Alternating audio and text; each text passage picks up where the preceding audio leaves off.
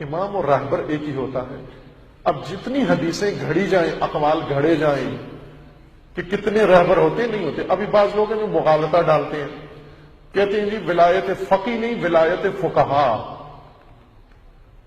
امام رضا علیہ السلام کی حدیث نہیں پڑھی، امام فرما رہے ہیں الامام واحد الدہر ہی، رہبر صرف ایک ہی ہوتا ہے۔ رہبر دو نہیں ہو سکتے، مجتہد ہو سکتے ہیں، 1,00,000 مجتہد ہو سکتا ہے، 1,00,000 مرجع تقلید ہو سکتے ہیں، لیکن رہبر فقط ایک ہو۔ الامام واحد الدہر ہی، اپنے زمانے کا، اپنے دہر کا اکیلا ہوتا ہے۔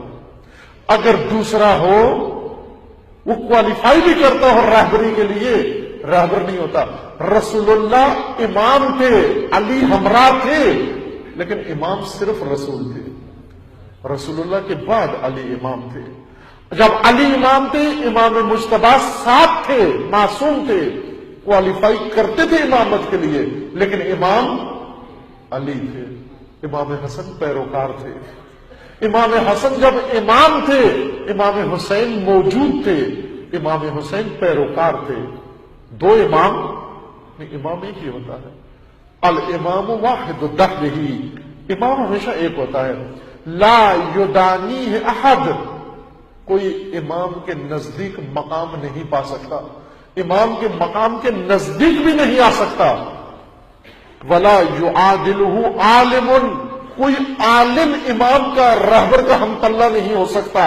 ولا یوجد منہ بدل، اس کا کوئی متبادل بھی نہیں ہو سکتا۔ امامت ہے، یہ حدیث 1400 سال سے پڑھی ہوئی ہے ہماری کتابوں کے اندر۔ پیروان امامت آج تو نہیں بنائی کسی نے، یہ حدیث تو اس زمانے سے کتابوں کے اندر موجود ہے، راویوں نے نقل کی ہے۔ مرو میں امام علیہ السلام نے یہ حدیث بیان فرمائی۔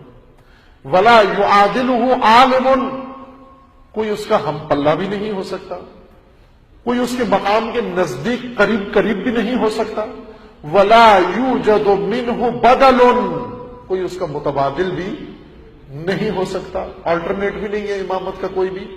ولا لہ مثل ولا نظیر، نہ امامت کے کوئی مثل و مانند ہو سکتا ہے، نہ اس کی کوئی نظیر بن سکتا ہے، کوئی شبیہ بھی نہیں بن سکتی امامت کا، مثل و نظیر بھی نہیں ہے کوئی امامت کا۔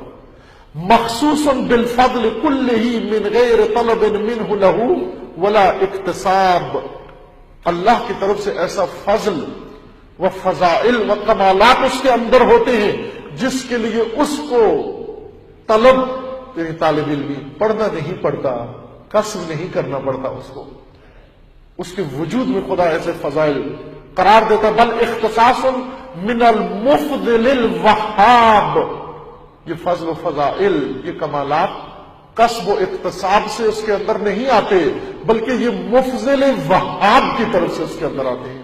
وہاب ہبہ کرنے والی ذات، بلا معاوضہ دینے والی ذات، یعنی خداوند تبارک و تعالی۔ اسماء الحسنی میں سے ایک وہاب ہے۔ اب بعض ناموں سے شیعوں کو چڑ ہو گئی ہے، وہ نام اصل تلفظ بھی نہیں کرتے نا عزیزان۔ یہ بات انشاءاللہ میں کروں گا کسی موقع پر، اور اس کی طرف توجہ کی ضرورت ہے۔ ابھی تو آپ نیم غنودگی کی حالت میں ہیں،